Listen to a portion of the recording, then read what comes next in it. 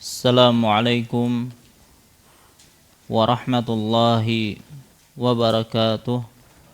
Alhamdulillahi rabbil alamin. Wassalatu wassalamul atammanil akmalani alal mab'usi rahmatan lil alamin. Nabiyina wa rasulina Muhammadin wa ala alihi wa ashabihi wa man tabi'ahum bi ihsanin ila yaumiddin. Amma ba'd. Fa ya ibadallah, kaum muslimin wal muslimat, keluarga seberataan rahimani Allahu wa iyyakum. Alhamdulillah, segala puji bagi Allah Subhanahu wa taala yang mana pada malam hari ini kembali memberikan kepada kita kesehatan, kekuatan, taufik dan hidayahnya, sehingga kembali kita bisa berkumpul di majelis yang mulia ini dalam rangka menghadiri kajian rutin kita, yaitu dengan kitab Bulughul Maram karya Al-Imam Ibnu Hajar Al-Asqalani rahimahullahu ta'ala. Salawat serta salam semoga senantiasa tercurahkan kepada junjungan kita Nabi besar Muhammad sallallahu alaihi wasallam, kepada keluarga beliau, para sahabat beliau, dan orang-orang yang istiqamah di atas jalan beliau ila yaumil qiyamah. Insyaallah pada kesempatan malam hari ini kembali kita akan melanjutkan pelajaran kita, masih membahas tentang al-janaiz. Baik, sekarang kita akan masuki pembahasan inti, yaitu memandikan jenazah. Pertama, apa hukum memandikan jenazah? Apa hukum memandikan jenazah? Jawabannya fardu kifayah. Fardu kifayah itu maksudnya gimana? Apabila sebagian kaum muslimin sudah melakukannya dan jumlah mereka sudah mencukupi, maka gugur kewajiban dari yang lainnya. Itu yang dimaksud dengan fardu kifayah. Dan ini ya merupakan pendapat jumhur ulama.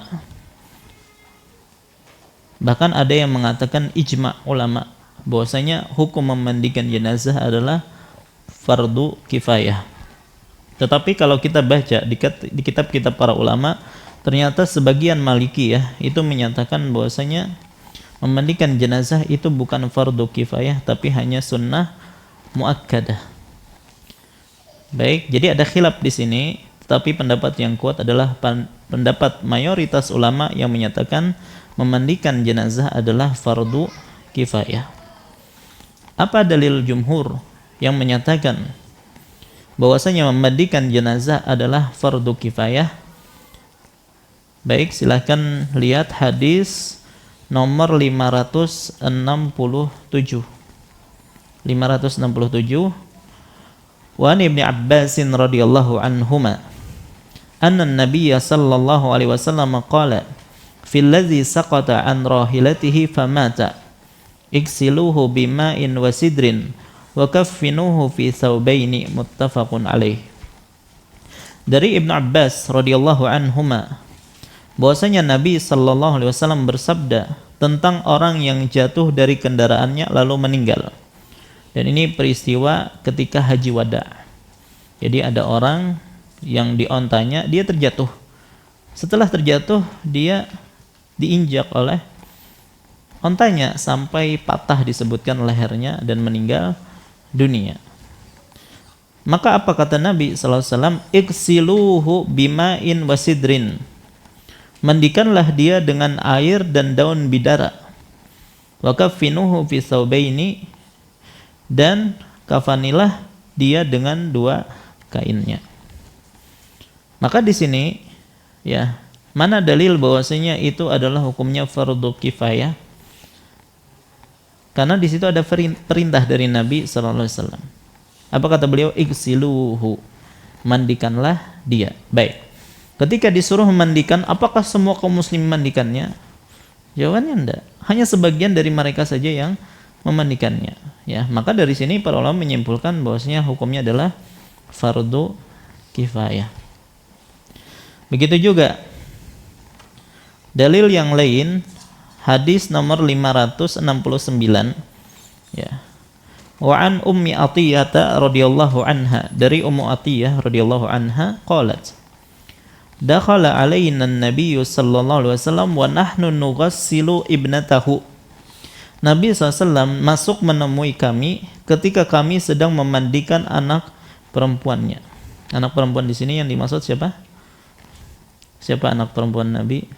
Kalau Ruqayyah tidak mungkin, karena ketika Nabi SAW, ketika Ruqayyah meninggal, beliau masih di Badr, ya, ada perang Badar.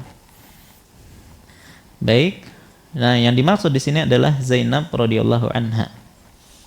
Nah, jadi ketika itu para wanita itu sedang memandikan anak perempuannya. Maka beliau sallallahu alaihi wasallam bersabda, "Iksilnaha salasan aw khamsan aw aktsara min dzalik." Mandikanlah dia 3 kali atau 5 kali atau lebih dari itu. In ra'aituna dzalik. Ya, kalau kalian memandang perlu hal itu. Bima'in wasidrin, dengan air dan juga daun bidara, waja'alna fil akhirati kafura aw syai'an min kafur. Dan untuk yang terakhir gunakanlah kapur barus atau sedikit dari kapur barus. Nah, sampai situ adalah pendalilan berkaitan tentang hukum memandikan jenazah. Di sini Nabi SAW menyebutkan iksilnaha, ini juga perintah. Ya, dan perintah hukumnya adalah wajib. Baik. Maka ini yang pertama, yaitu berkaitan tentang hukum memandikan jenazah, maka hukumnya adalah fardu kifayah. Pembahasan yang kedua berkaitan tentang memandikan jenazah. Apa keutamaan memandikan jenazah? Apa keutamaan memandikan jenazah? Ada sebuah hadis yang panjang, dan hadis ini diperselisihkan oleh para ulama akan kesahihannya. Sebagian mengatakan dhaif, sebagian mengatakan hasan, sebagian mensahihkannya. Apa hadisnya? An Abi Rafi radhiyallahu anhu, beliau mengatakan, qala Rasulullah sallallahu alaihi wasallam, Rasulullah SAW bersabda, man ghassala maitan fakatama alaihi ghufira lahu arba'una marrah. Barang siapa yang memandikan mayit kemudian dia menyembunyikan aib-aib yang ada pada mayit, maka dia diampuni sebanyak 40 kali. Wa man kaffana maitan kasahullahu min sundusin wa istabrakin al-jannah wa istabrakil jannah. Dan barang siapa yang mengkafani jenazah, maka Allah akan memberinya pakaian dari sutra, baik sutra tipis maupun sutra tebal. Baik. Begitu juga wa man hafara limayyitin qabran wa ajannahu fihi ujriya lahu minal ajri ka ajri maskanin ila yaumil qiyamah. Dan barang siapa yang menggali kuburan untuk jenazah lalu memakamkannya di dalamnya, maka ia akan diberi pahala seperti pahala membangun tempat tinggal hingga hari kiamat. Hadis ini diriwayatkan oleh Al-Imam Al-Hakim dan beliau mengatakan hadis ini sesuai syarat Imam Muslim. Baik, dan Al-Imam Az-Zahabi menyetujui dalam kitab beliau At-Talkhis, dan juga Syekh Albani mensahihkan hadis ini. Walaupun di sisi lain ada juga yang mendhaifkan hadis ini. Intinya di sini ada fadilah yang disebutkan oleh para ulama. Ya, baik hadis ini sahihkah ataukah dhaifkah, ya, intinya memandikan jenazah itu merupakan ibadah yang mulia. Baik. Bagaimana kalau hanya sebatas nonton? Dia enggak ikut memandikan, dia nonton aja. Apakah mendapatkan fadilah ini? Maka wallahu alam tidak ada dalil yang menunjukkan dia termasuk mendapatkan fadilah ini. Ya. Baik. Nah, cuman tadi kan disyaratkan harus menutupi aib si mayit. Nanti kita bahas tentang masalah ini. Baik, ini adalah pembahasan kedua tentang keutamaan memandikan jenazah. Yang ketiga, bolehkah mengambil upah dari memandikan jenazah? Baik, biasanya di kampung-kampung itu memandikan jenazah diupah atau enggak? Ada yang kadang gitu ya. Upahnya apa? Duit? Ya. Cuntang, gayung ya. Apa toples isi beras kadang tuh ya. Ada tapi pakaian-pakaian mayit itu kadang diberikan kepada siapa? Orang yang memandikan. Ya, jadi kalau ada orang yang memandikan jenazah itu biasanya nggak pernah beli sarung, ya, sarungnya numpuk gitu, ya. Setiap kali memandikan jenazah dapat sarung gitu kan. Baik, itu kan berarti sama saja mengambil upah. Nah, bolehkah hal itu dilakukan? Baik, maka wallahu alam ya. Jumhur ulama menyatakan boleh mengambil upah untuk memandikan jenazah. Dan ini adalah pendapat mazhab Hanafi, Maliki, Syafi'i, dan salah satu riwayat dari Imam Ahmad. Dan ini juga pendapat Syekh bin Baz dan fatwa Lajnah Daimah. Baik, kenapa dikatakan boleh? Karena upah ini diberikan sebagai imbalan atas pekerjaan yang memberikan manfaat kepada orang lain. Ya, dan pekerjaan memberikan manfaat kepada orang lain itu boleh mengambil upah darinya. Ya. Baik. Dan juga orang yang bekerja tadi memandikan jenazah, ya, itu kan bukan kewajiban pribadi dia. Artinya ini kewajiban kifayah ya untuk semua kaum muslimin, ya. Bukan fardu ain bagi dia. Nah, ternyata dia yang memandikan jenazah tersebut, maka dia berhak untuk mendapatkan bayaran atau upah dari memandikan jenazah tersebut. Baik, intinya wallahu alam diperbolehkan untuk mengambil upah dari memandikan jenazah. Jadi tidak masalah, wallahu alam. Baik. Yang keempat. Permasalahan keempat berkaitan memandikan jenazah berkaitan dengan apa yang dilihat oleh orang yang memandikan dari mayit. Jadi orang yang memandikan terkadang melihat sesuatu dari mayit. Nah, sesuatu tersebut bisa berupa tanda-tanda kebaikan, bisa berupa tanda-tanda keburukan. Tanda-tanda kebaikan misalnya apa? Tersenyum, ya. Kemudian mengeluarkan bau harum misalnya. Maka kalau ada tanda-tanda seperti ini boleh diceritakan enggak? Atau harus ditutupi yang kayak gini? Kalau kebaikan maka boleh diceritakan. Ketika aku memandikan jenazah sepertinya dia tersenyum gitu. Kulitnya memutih. Bukan karena pucat. Baik, yang jelas ada tanda-tanda kebaikan. Maka ini tidak mengapa diceritakan. Adapun kalau itu berupa tanda-tanda keburukan, contoh tanda keburukan gimana? Bau, ya, tiba-tiba bau gitu. Atau tiba-tiba menghitam wajahnya kah misalnya. Maka ini tanda-tanda keburukan, maka dilarang, haram hukumnya untuk diceritakan. Baik, dan ini merupakan kesepakatan dari 4 mazhab fikih, Hanafiyah, Malikiyah, Syafi'iyah, dan Hanabilah, ya, wajib untuk menutupi hal-hal yang seperti ini. Mana dalil berkaitan masalah ini? Ya, seperti tadi hadis tentang keutamaan orang yang memandikan jenazah tadi. Ya, artinya dia tidaklah mendapatkan keutamaan yang disebutkan tadi kecuali dia tutupi aib-aib dari mayit.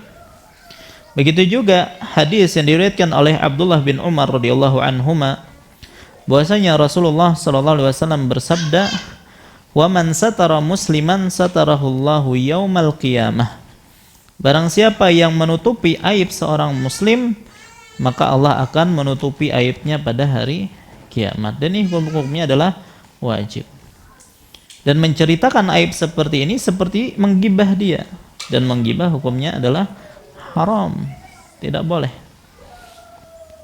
Nah, tapi kalau dia mengatakan seperti ini misalnya, ya, sebagian orang yang meninggal itu ketika dimandikan ada yang wajahnya hitam, cuman dia tidak menyebutkan siapanya, jadi dia sebutkan secara umum seperti itu.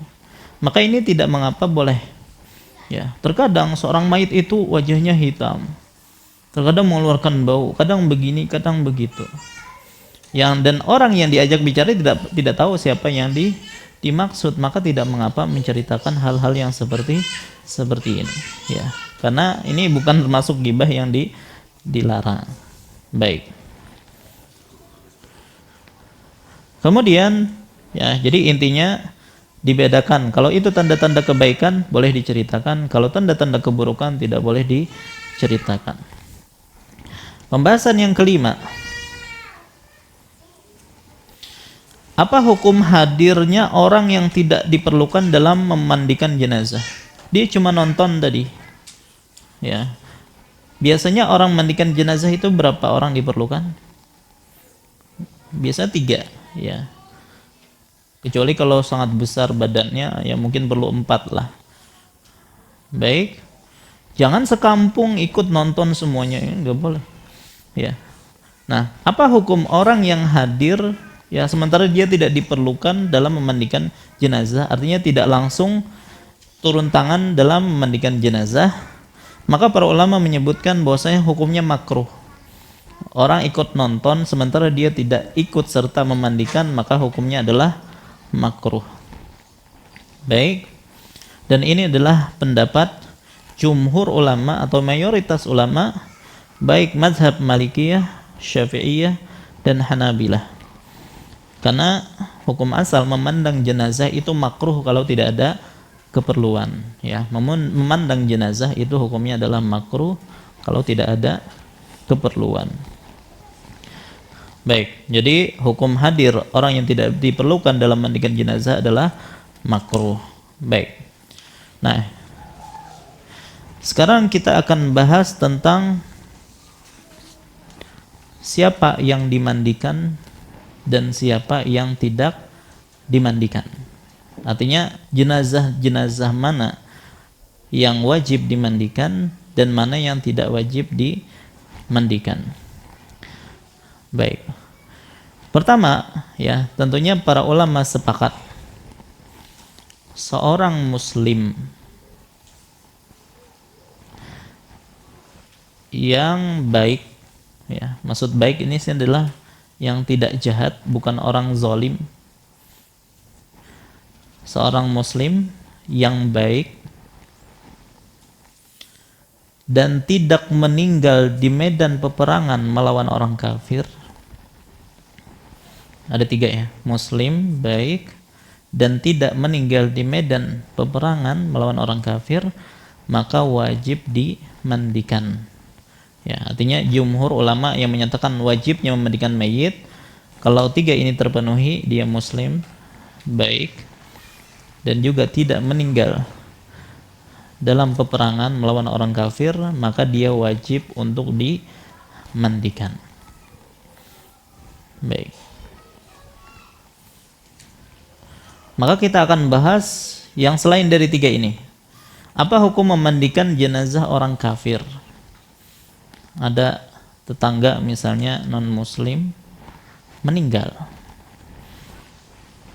Apa hukum kita memandikannya? Ya, mungkin keluarganya enggak memandikan gitu. Wah, ini kada bagus nih, kada dimandikan. Akhirnya kita inisiatif memandikan gitu. Apa hukumnya? Maka para ulama menyatakan haram bagi seorang muslim untuk memandikan orang kafir. Dan ini adalah pendapat mazhab Malikiyah dan Hanabilah dan dipilih oleh Asy-Syaukani, Syekh bin Baz, Syekh Ibnu Utsaimin, dan merupakan fatwa Lajnah Daimah. Baik. Kenapa kita katakan haram hukumnya memandikan orang kafir? Pertama, Allah Subhanahu wa taala berfirman dalam surah Al-Mumtahanah ayat 13, "Ya ayyuhalladzina amanu la tatawallaw qauman ghadiballahu alaihim." Wahai orang-orang yang beriman, janganlah kamu menjadikan suatu kaum yang dimurkai Allah sebagai teman setia. Artinya ini termasuk loyalitas, ya, dan memandikan orang kafir itu hal yang serupa dengannya, memandikan, mengkafani dan seterusnya, termasuk bentuk loyalitas kepada mereka, dan ini loyalitas yang diharamkan. Begitu juga firman Allah Subhanahu wa taala dalam surah At-Taubah ayat 84, Allah berfirman, "Wala tusalli ala ahadim minhum mata abadan wala taqum ala qabrih." Dan janganlah engkau wahai Muhammad melaksanakan salat untuk jenazah dari mereka, yaitu orang-orang munafik, dan janganlah engkau berdiri di atas kuburnya. Nah, para ulama menjelaskan jika salat untuk orang kafir dilarang, yang itu merupakan amalan terbesar, amalan yang paling bermanfaat untuk jenazah, itu dilarang, apalagi yang di bawah itu seperti memandikan, maka lebih utama untuk dilarang. Begitu juga yang namanya memandikan itu bentuk penghormatan, penyucian terhadap orang kafir tersebut, dan ini tidak diperbolehkan, ya, bagi orang-orang Islam. Baik, intinya tidak boleh memandikan jenazah orang kafir. Wallahu ta'ala alam. Insyaallah kita lanjutkan setelah salat. Wassallallahu ala nabiyina Muhammad wa ala alihi washabihi wasallam. Assalamualaikum warahmatullahi wabarakatuh. Alhamdulillahi wahdah, wassalatu wassalamu ala man la nabiyya ba'dah, nabiyyina wa rasulina Muhammad ibn Abdullah wa ala alihi wa ashabihi wa man walah, amma ba'd. Fa insyaallah kita lanjutkan kembali pembahasan kita. Maka tadi kita telah sebutkan pertama berkaitan tentang hukum memandikan mayit. Maka kita katakan itu adalah hukumnya apa? Fardu kifayah. Maka ini juga menuntut bagi kita atau sebagian dari kita untuk bisa mempelajari tata cara memandikan jenazah, ya, supaya fardu kifayah ini bisa tertutupi. Yang menjadi masalah kalau misalnya di suatu kampung tidak ada seorang pun yang bisa memandikan jenazah, maka fardu kifayahnya belum bisa terpenuhi di sini. Ya, maka wajib bagi sebagian dari orang kampung tersebut untuk mempelajari ilmu tentang tata cara memandikan jenazah. Kalau tidak ada, maka semuanya akan berdosa, gitu ya. Sebagaimana kita juga telah membahas tentang keutamaan memandikan jenazah, kemudian kita nyatakan bolehnya mengambil upah dari memandikan jenazah. Kemudian berkaitan tentang apa yang dilihat oleh orang yang memandikan dari mayit. Apabila itu adalah tanda-tanda kebaikan, maka tidak mengapa diceritakan. Adapun apabila berupa tanda-tanda keburukan, maka wajib ditutupi, tidak boleh disebarkan. Kemudian makruh bagi mereka yang tidak ikut memandikan jenazah untuk hadir menyaksikan orang yang memandikan jenazah. Kemudian kita juga telah bahas siapa yang dimandikan dan yang tidak dimandikan. Maka kita katakan yang pertama tadi, para ulama yang menyatakan wajibnya memandikan jenazah sepakat bahwasanya seorang muslim yang baik dan tidak meninggal di medan peperangan melawan orang kafir, maka wajib untuk dimandikan. Nah, kemudian kita bahas apa hukum memandikan jenazah orang kafir, dan mayoritas ulama menyatakan hukumnya adalah haram. Ya, berdasarkan dalil-dalil yang telah kita sebutkan tadi. Baik, pembahasan berikutnya, apa hukum memandikan pelaku kezaliman, penjahat, perampok, ya, dan yang semisal mereka? Apa hukum memandikan mereka? Maka kita katakan pelaku kezaliman, penjahat, perampok, maka tetap wajib dimandikan dan disolatkan jenazahnya. Dan ini madhab Malikiyah, Syafi'iyah, dan Hanabilah. Kenapa kita tetap wajib memandikannya? Karena perbuatan mereka tadi, kezaliman, perampok, dan seterusnya, ya, itu tidak mengeluarkan mereka dari agama Islam. Artinya selama dia masih dinyatakan sebagai orang muslim, maka wajib jenazahnya untuk dimandikan. Begitu juga karena dia termasuk, atau karena mereka ini termasuk dalam keumuman dalil yang menunjukkan wajibnya memandikan jenazah. Dan tidak ada yang dikecualikan dari keumuman ini kecuali ada dalil khusus yang menunjukkan bahwasanya dia tidak dimandikan. Maka dalam hal ini, ya, pelaku kezaliman, penjahat ataupun perampok, mereka tetap wajib untuk dimandikan. Wallahu a'lam. Kemudian yang berikutnya, apa hukum memandikan orang yang mati syahid? Ya, orang yang memandikan, apa hukum memandikan orang yang mati syahid? Apa hukumnya? Maka pernah kita bahas tentang ini, ya, kita bagi gini, ya. Mati syahid di medan perang. Bukan di medan perang. Kemudian yang bukan di medan perang ini kita bagi menjadi dua. Yang pertama, dibunuh secara zalim. Baik. Kemudian selain itu, ya, selain dari itu, seperti orang yang mati sakit perut, tenggelam, terbakar, dan seterusnya. Ini maksud dari selain itu.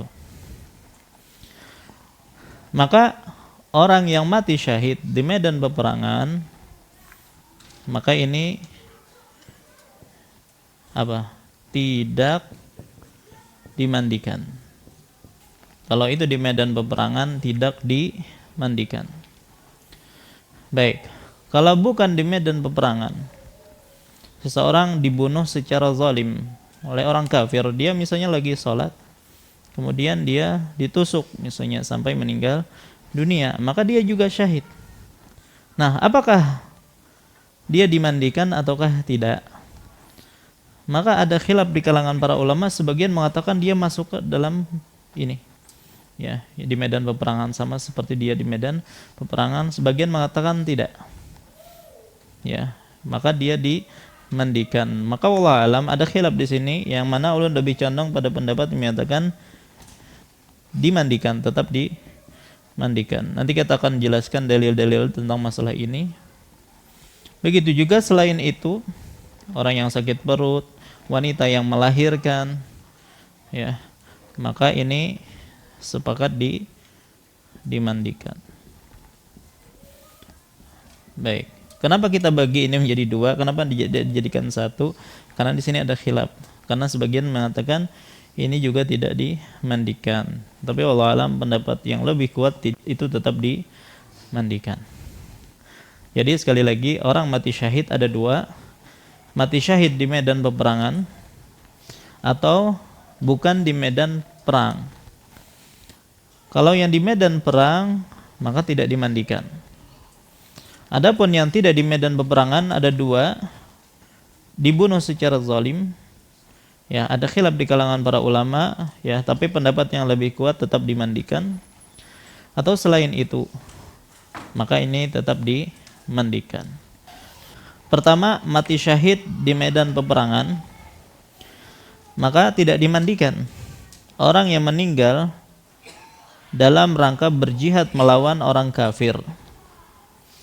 Dan ini kesepakatan ulama mazhab yang 4. Ya. Dalilnya adalah dari Jabir radhiyallahu anhu bahwasanya Rasulullah sallallahu alaihi wasallam memerintahkan agar para syuhada Uhud dikuburkan dengan darah-darah mereka. Dan beliau tidak mensolati mereka dan tidak memandikan mereka. Ya, jadi disolatkan pun tidak. Ya, dimandikan juga tidak. Jadi dikuburkan ya dengan darah-darah mereka. Dan disebutkan dalam hadis yang lain bahwasanya ya ketika mereka dibangkitkan darah mereka itu tetap berwarna merah ya. Jadi launuhu launud dam. Tapi rihuhu ya, aromanya adalah aroma misk. Baik. Dan juga agar tidak menghilangkan bekas ibadah yang disyariatkan, ya biar tetap ada.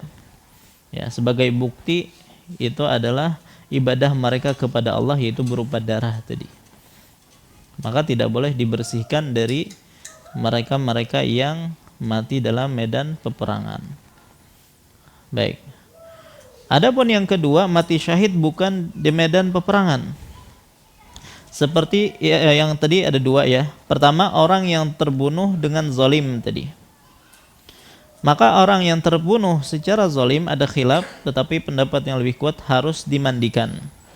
Dan ini pendapat mazhab Malikiyah, Syafi'iyah, dan salah satu riwayat dari Imam Ahmad. Dan ini adalah yang dipilih oleh Ibnu Baz, Ibnu Utsaimin, dan fatwa lajnah daimah. Apa dalilnya? Pertama dari sunnah dari Anas radhiyallahu anhu bahwasanya Nabi sallallahu alaihi wasallam pernah naik ke Gunung Uhud. Ya.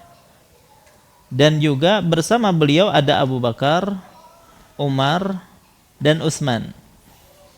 Baik. Maka ketika Nabi naik ya beserta 3 sahabatnya ini, maka gunung Uhud bergetar. Maka Nabi SAW mengatakan, Usbut Uhud. Ya, diamlah wahai Uhud. Fa inna ma'alaika nabiyyun wa siddiqun wa syahidan. Sesungguhnya di atasmu hanyalah seorang nabi, seorang siddiq yaitu Abu Bakar, dan 2 orang yang syahid, yang akan mati syahid. Maksudnya siapa? Umar dan Utsman.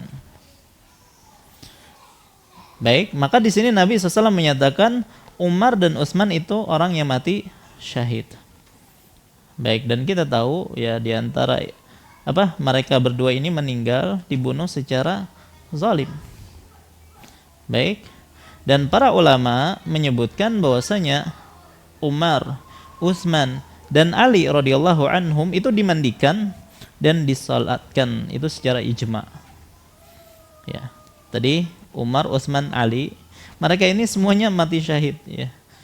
Dibunuh secara zalim. Ya, dan ternyata mereka disalatkan dan ini secara ijma mereka semuanya disalatkan. Padahal mereka berstatus syahid. Baik. Kita tahu Umar bin Al-Khattab siapa yang membunuh? Abu Lu'lu' Al-Majusi ya. Ketika beliau sedang mengimami salat subuh. Kalau Utsman bin Affan radhiyallahu an Itu dibunuh oleh pemberontak ya dari kalangan Khawarij dari Mesir ya, yang mana beliau waktu itu sedang membaca Al-Quran, dibunuh. Begitu juga Ali bin Abi Thalib dibunuh oleh Abdurrahman bin Muljam, dan ini juga salah satu Khawarij. Baik, jadi artinya mereka ini semuanya dibunuh dalam keadaan zalim dan mereka dinyatakan sebagai orang yang mati syahid. Nah, ternyata mereka semuanya dimandikan dan juga disalatkan. Baik. Kemudian adapun syahid bukan karena terbunuh, arti selain itu seperti orang yang karena sakit perut tadi, terkena wabah, tenggelam, terbakar, tertimpa reruntuhan dan yang sejenisnya, maka tetap dimandikan. Baik, berdasarkan hadis dari Samurah radhiyallahu anhu bahwasanya beliau mengatakan shallaitu wara'an nabi sallallahu alaihi wasallam alam ra'atin matat fi nifasiha. Aku salat di belakang Nabi sallallahu alaihi wasallam ya, ketika mensolati seorang wanita yang meninggal ya ketika dia nifas, maksudnya ketika dia melahirkan. Ya, maka ini salah satu orang yang mati syahid. Ya, faqama 'alaiha wasataha, maka Nabi SAW berdiri di tengah-tengah tubuh wanita tersebut, ya, di bagian perutnya gitu ya. Baik. Maka wanita yang meninggal saat nifas itu termasuk golongan syahid, ya, tetapi Nabi SAW tetap mensolatkannya.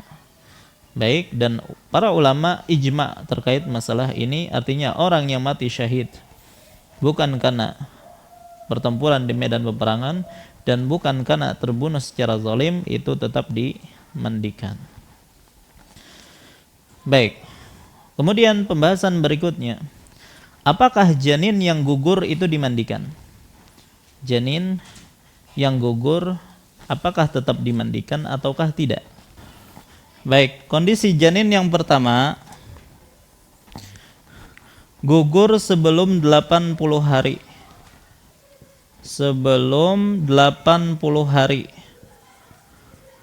atau sebelum terbentuknya anggota tubuh. Baik, jadi masih berupa air mani atau mungkin hanya gumpalan-gumpalan darah gitu ya. Belum terbentuk anggota tubuh, belum tampak kepalanya, belum tampak tangannya, kakinya dan seterusnya. Patokannya adalah sebelum 80 hari atau sebelum terbentuknya anggota tubuh. Ya, karena hitungan bisa salah ya. Cuman kita lihat bagaimana bentuk janin tersebut.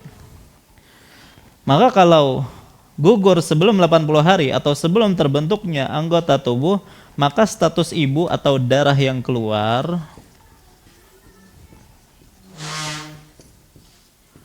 bukan nifas. Ini sebenarnya kita pernah bahas dalam bab nifas. Bukan nifas.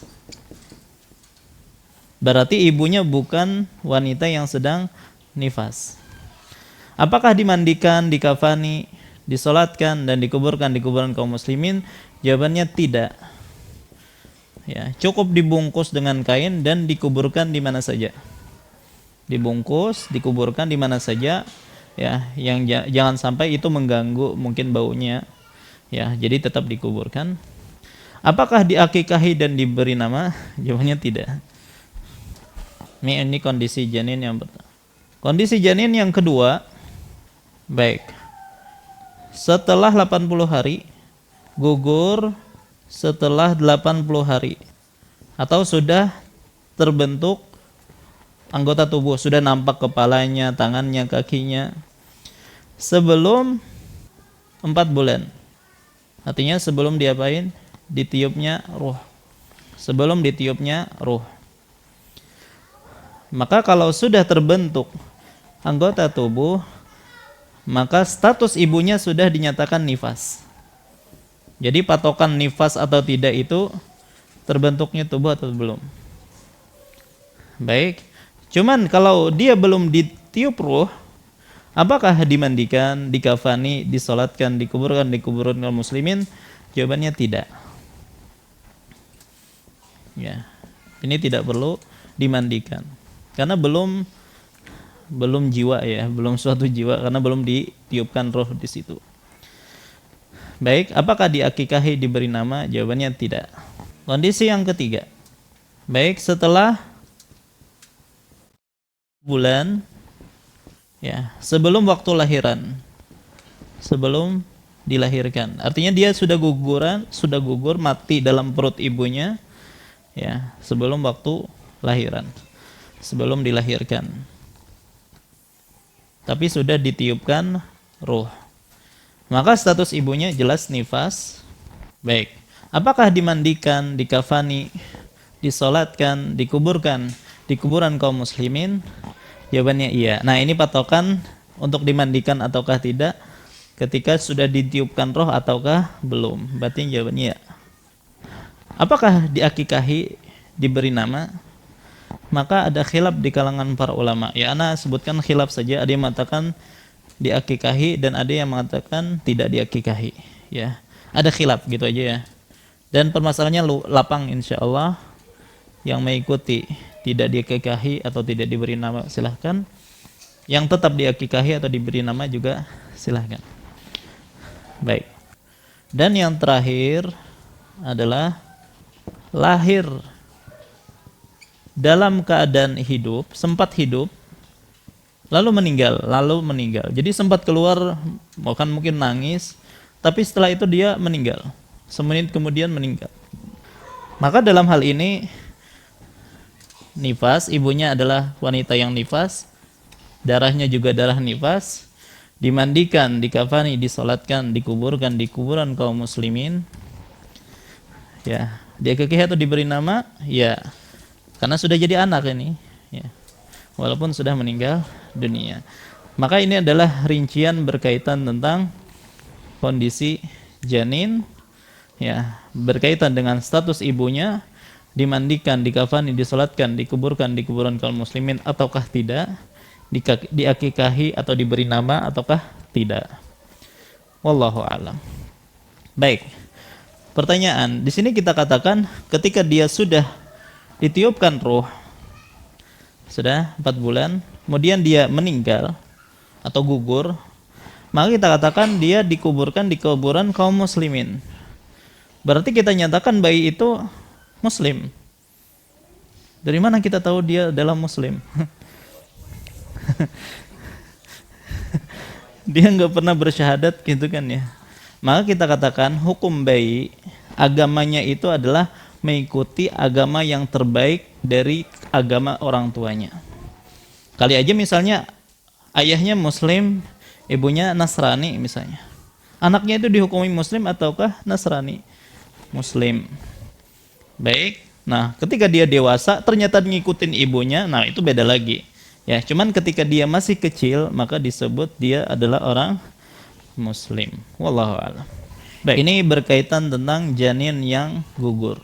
Intinya untuk janin yang gugur, masalah dimandikan atau tidak itu berkaitan tentang apakah sudah ditiupkan ruh ataukah belum.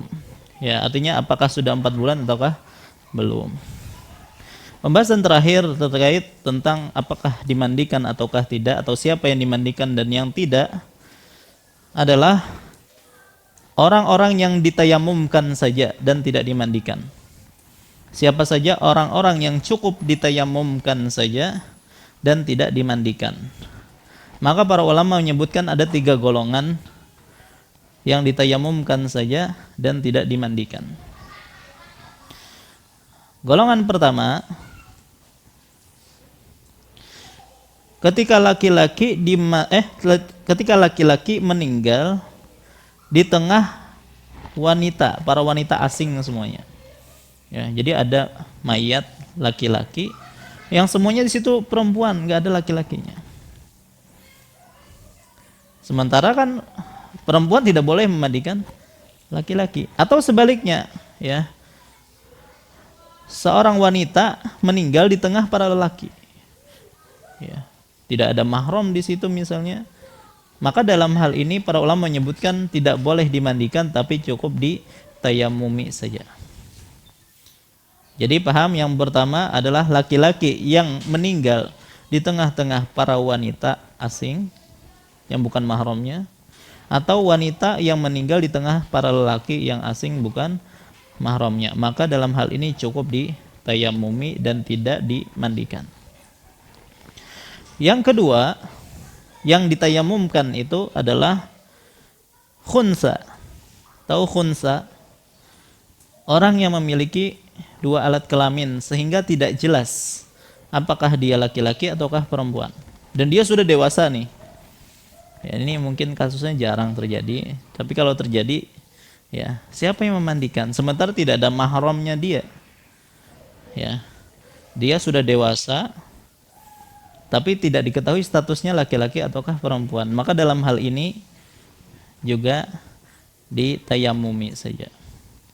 Karena kan laki-laki tidak boleh memandikan perempuan, perempuan tidak boleh memandikan laki-laki. Nah, dia ini laki-laki atau perempuan? Gak tahu, ya. Maka dalam hal ini sudah, maka dia ditayamumkan saja.